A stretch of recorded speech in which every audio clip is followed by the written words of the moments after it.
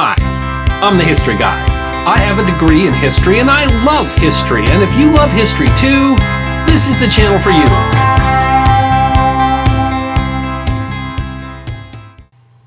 It is International Nurses Day and National Nurses Week, and that is an opportunity for a historian because there are so many stories of heroism and hardship that are tied to the profession that is dedicated to the alleviation of suffering.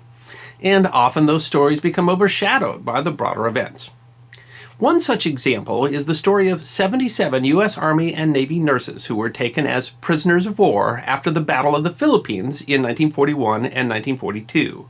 And theirs is a story that deserves to be remembered.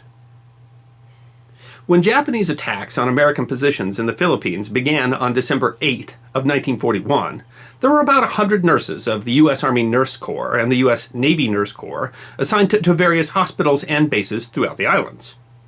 Many had requested duty in the Philippines, even as the Japanese began their offensives in China and Manchuria, the Philippines were thought to be safe, an assignment that offered adventure. As Navy Nurse Lieutenant Dorothy Still Danner recalled, nobody thought the Japanese would be silly enough to try to do anything to Uncle Sam. And as Army Nurse Mildred Dalton Manning later recalled, I wanted to see the world. What I saw was a prison camp. The 12 nurses of the U.S. Navy Nurse Corps faced their baptism by fire on December 10th when the Japanese bombed the nearby Navy Yard, and their normally quiet Canasau Naval Hospital was overwhelmed by wounded. As the fight went on, those nurses were moved to hospitals in the capital of Manila, where they treated both wounded soldiers and civilians. By the end of December, it became clear that the capital was going to fall to the Japanese, and the military settled upon a plan to evacuate many of the wounded troops on the inter-island coconut steamer Mactan. It was the largest humanitarian evacuation of military personnel in history to that point, but it was extremely risky. The Mactan was barely seaworthy, and even though it had been newly painted white with bright red crosses to indicate that it was a ship of mercy, there was no guarantee that the Japanese would not fire upon her.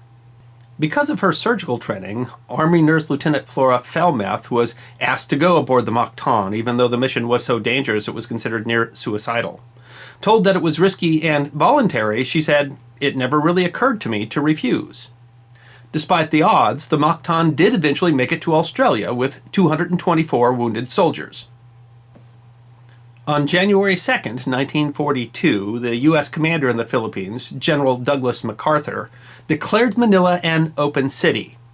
That indicated that the Army had given up defending Manila and by rules of war should have meant that the city was spared further attack, although the Japanese did continue bombing the city.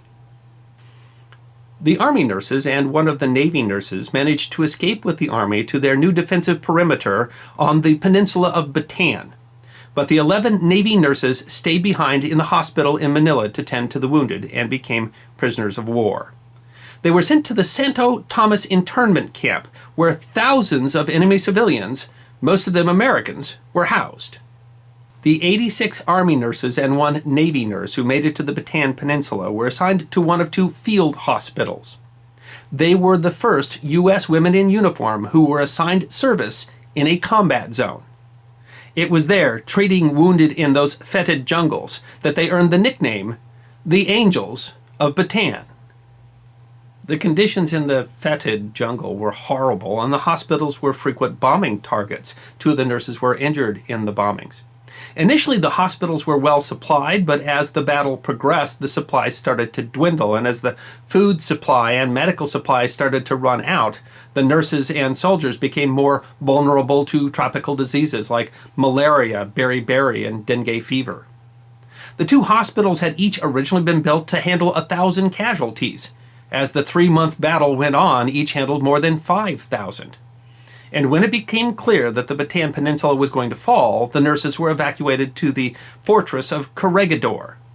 They were forced to leave behind wounded soldiers, the same soldiers that would be forced by the Japanese to endure the Bataan Death March. Many of the nurses said later that the guilt of having to leave the soldiers on Bataan haunted them their entire lives.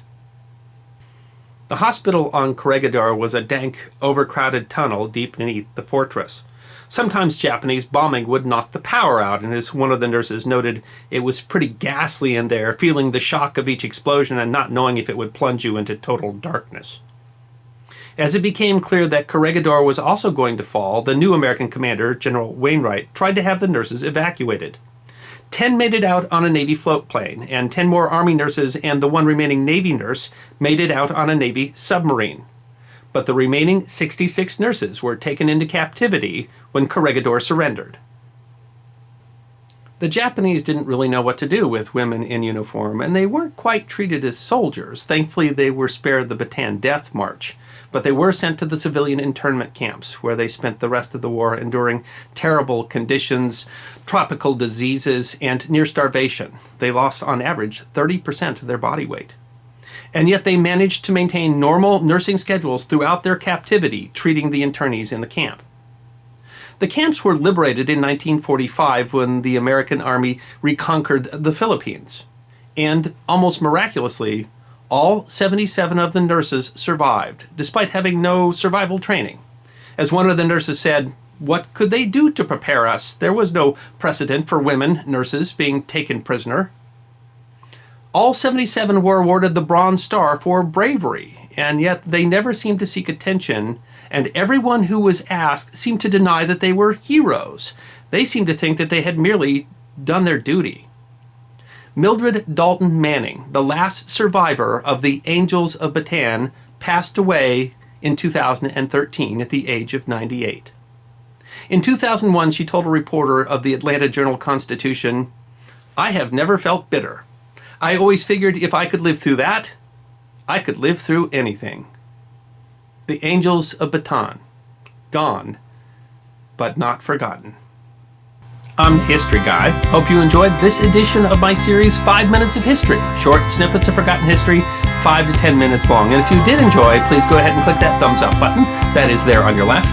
If you have any questions or comments, feel free to write those in the comment section, and I will be happy to respond. And if you'd like 5 minutes more of forgotten history, all you need to do is click the subscribe button, which is there on your right.